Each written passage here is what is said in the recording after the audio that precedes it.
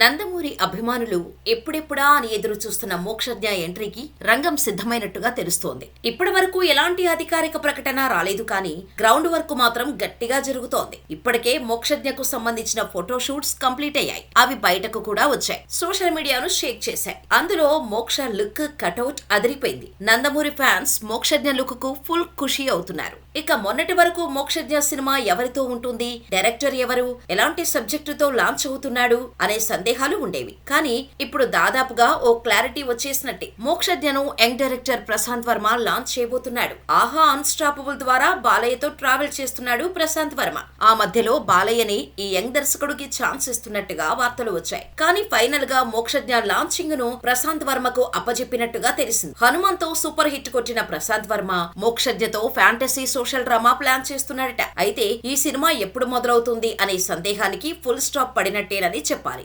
మోక్షజ్ఞ ఎంట్రీకి దాదాపుగా ముహూర్తం ఫిక్స్ అయినట్టుగా తెలుస్తోంది. ఇండస్ట్రీ వర్గాల సమాచారం మేరకు సెప్టెంబర్ 6న పూజా కార్యక్రమాలతో లాంఛనంగా ఈ ప్రాజెక్టు మొదలు పెడతారని సమాచారం. అయితే ఇలాంటి విషయాల్లో మరింత క్లారిటీ రావాలంటే అధికారిక ప్రకటన వచ్చే వరకు వెయిట్ చేయాల్సిందే.